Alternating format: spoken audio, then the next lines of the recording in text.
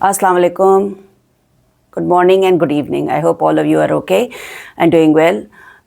पिछले 1-1.5 महीने से हम पाकिस्तान में एक मुसलसल एक केस आ रहा है जो एक कत्ल का है और इंतहा ब्रूटल और खौफनाक ये जो है गैर इंसानी एनरेज्ड मर्डर हुआ है.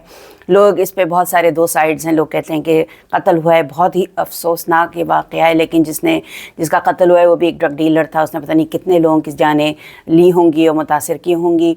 दूसरी तरफ जो मुलजिम है वो काफ़ी इन्फ्लुएंशियल एंड पावरफुल है एंड पीपल आर स्कैर्ड कि ये ना हो कि वो लड़का जो है जो कातिल है वो निकल जाए, जुडिशल सिस्टम से स्लिप आउट हो जाए.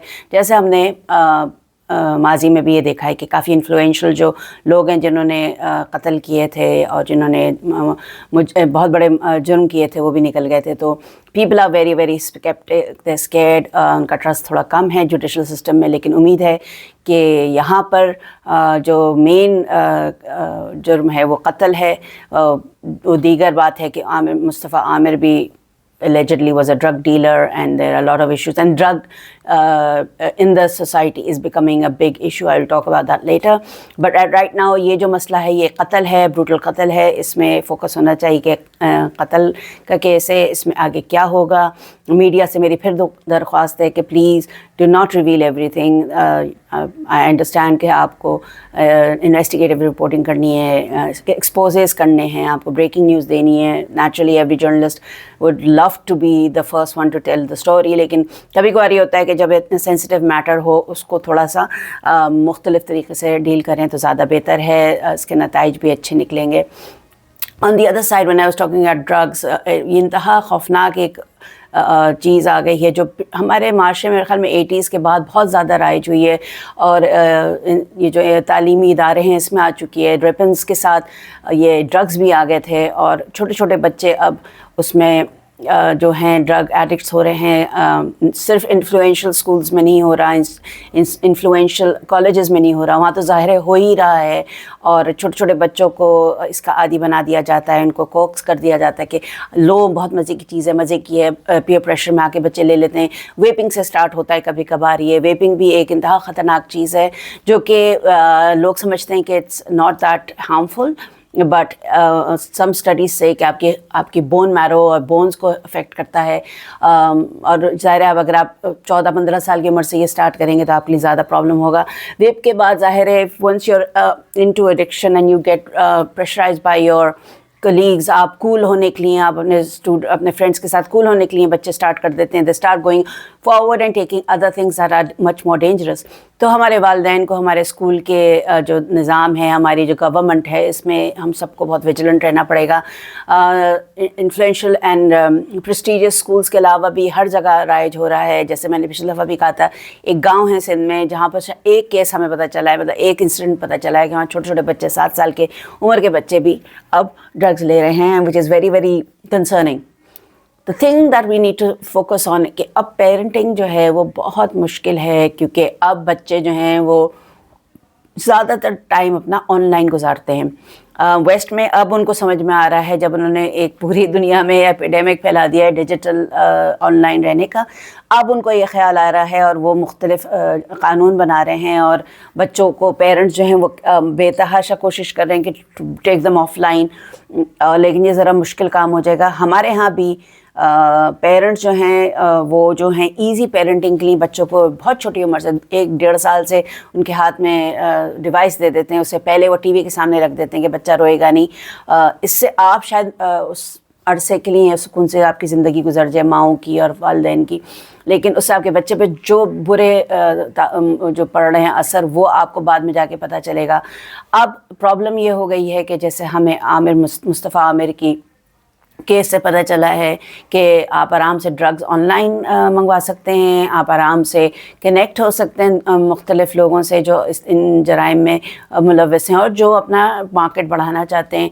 आप आराम से लोगों से बग़ैर अपने वालिदैन को बताए आप चीज़ें मंगवा सकते हैं. ऑनलाइन आप कोरियर सर्विस से भी मंगवा सकते हैं. तो parents need to be very vigilant.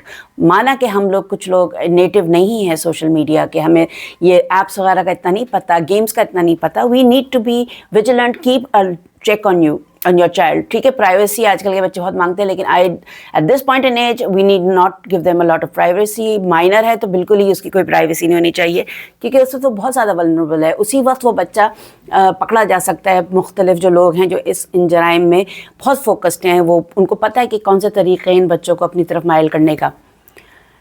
تیسری اور چوتھی اور آخری چیز میں یہ کہنا چاہتی ہوں کہ جو گیمز ہیں, بچے جو ہیں بہت انسنٹلی گیمز کھیل رہے ہوتے ہیں. بہت سارے گیمز ایسے ہیں جو آن لائن آپ کو کنیکٹ کرتے ہیں لوگوں سے پوری دنیا میں. آپ چیٹنگ بھی کر رہے ہوتے ہیں, آپ کھیل بھی رہے ہوتے ہیں, آپ کے دوست بھی بن رہے ہوتے ہیں. اب آپ کے بچوں کو یہ نہیں پتہ کہ جو دوست بنا رہے ہیں وہ آن لائن وہ کون ہیں, وہ بچے ہیں یا وہ پریڈیٹرز ہیں جو ان کاموں میں سب سے آگے رہتے ہیں, ان فورمز پہ جاتے ہیں جہاں بچے ہوتے ہیں. اب ظاہر ہے بچہ کھیل رہا ہے, دوستی ہو جاتی ہے گیم کے دوران, آپ کے ایک نیٹ ورک بن جاتا ہے دوستوں کا آن لائن. پھر وہ دوست آپ سے کہتا ہے کہ آئیے مجھ سے ملو, یا they can make your child do anything. So parents need to be very very vigilant on this. آپ جانیں کہ آپ کا بچہ کیا کھیل رہا ہے, آپ دیکھیں وہ آن لائن کیا کھیل رہا ہے, وہ کیا چیز پرچیز کر سکتا ہے آن لائن. یہ ہم ویسٹ میں بھی بہت دیکھ رہے ہیں. اگر آپ لوگوں کو یاد ہو, آج سے 12-13 سال پہلے جب فیس بک ہوتی تھی تو ایک ہمارے پاکستان میں بھی ایک ایسا کیس آیا تھا, اور اس وقت ہی لوگوں کو بہت زیادہ اس کو سمجھ لینا چاہیے تھا کہ یہ کافی پرابلمٹک ہے. اس بچے کو فیس بک پہ کسی نے بفرینڈ کیا, اس نے وہ جو لڑکا تھا وہ اس کے دوست کا بھائی تھا اور یا کزن تھا. وہ اس سے بہت بڑا تھا, یہ بچہ کوئی 14 سال کا ہوگا, وہ لڑکا بڑا تھا. انہوں نے اس کو انوائٹ کر لیا کہیں پر, وہ چلا گیا کیونکہ ظاہر ہے دوستی ہو گئی, دوست کا بھائی ہے یہ وہ کر کے وہ پہنچ گیا. وہاں سے وہ کڈنیپ ہو گیا. He was from a rich family.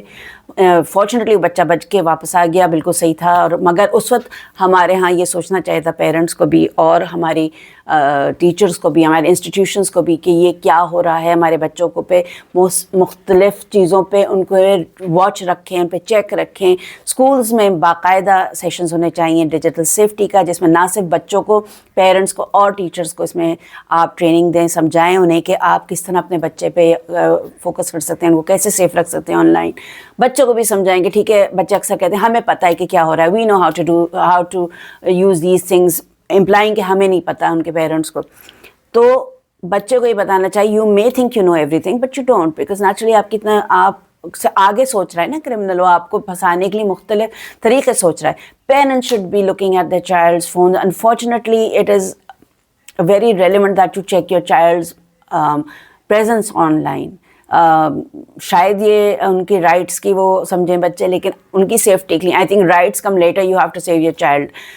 لیکن اس کا مقصد یہ نہیں کہ آپ لاز بنا لیں خطرناک جس میں آپ لوگوں کو وہ کریں. لاز موجود ہیں, پیرنٹس کو ان سے ظاہر ہے اگر آپ بچہ پھنس رہا ہے تو اس پہ آپ کیا لا لگائیں گے, پی کا لا جیسے ہے ہمارے ہاں. آپ کو ایسے کاؤنسلنگ سیشنز ہونے چاہیے. Government should have a awareness scheme to tell people کہ اس کے کیا ڈینجرز ہیں, کیا چیز چل رہی ہے انٹرنیشنلی, کون سا ٹرینڈ ہے جو کہ خطرناک ہے. اکثر ہم اگر نیوز دیکھ رہے ہوتے ہیں کہ امریکہ, England, even New Zealand, Australia, اب ممالک جاگ رہے ہیں اس مسئلے کو, سوشل میڈیا پہ بین لگانا چاہ رہے ہیں. بین لگانے سے آپ اس چیز کو مزید لوگوں میں اور بچوں کو انٹرسٹڈ اور انٹریگ کرتے ہیں کہ بھئی یہ کیا چیز ہے.